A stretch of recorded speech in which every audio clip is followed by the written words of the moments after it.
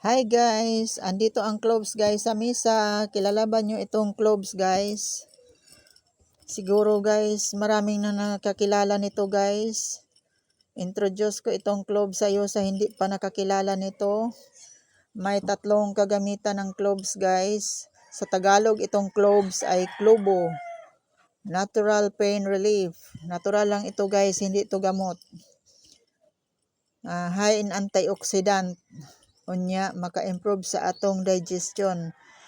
Yung hindi na tunawan ng pagkain guys, ito ang dapat nyong inumin.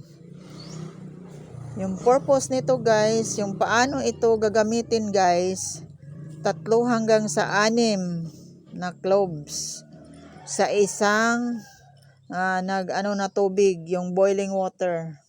Yung boiling water guys, doon sa takuri. Tapos wait for ilan lang minuto guys. Hindi mo agad inumin itong mainit. Dagdagan mo lang ng honey or dugos at saka lemon. Mayroon na kayong tea or tsaa na cloves. So, dito naman tayo guys lipat na tayo guys dito sa tinawag na cinnamon powder. Kilala nyo itong cinnamon powder guys, May cinnamon powder ako dito guys.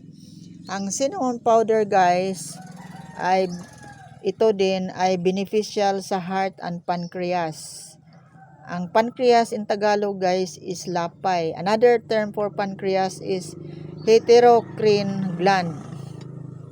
Ito guys ang 1/2 na teaspoon ng ground cinnamon or giniling na cinnamon powder. 1/2 teaspoon lang guys Kasi ito guys, iba din ang amoy nito guys, tulad ng cloves.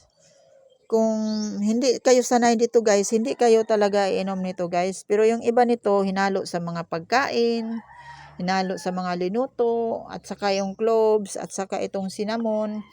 Pero iba ang kagamitan nito guys. Ang cinnamon powder, pwede din ito guys, ilagay mo sa init na tubig, 1/2 teaspoon ground cinnamon. Tapos, rich in antioxidant din itong cinnamon guys.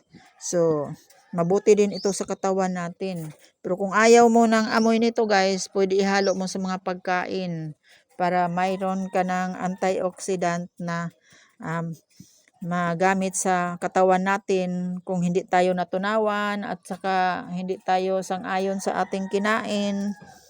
Baka maraming mantika or ano ba dyan. So, yung mga junk foods kinain natin. Pwede tayo uminom ng tinawag na cinnamon powder na andoon nakalagay sa bukal na tubig. Tapos, pwede mo haluan ng lemon or pwede mo haluan guys, or you can drink this together with coffee. Pwede halo mo sa kape.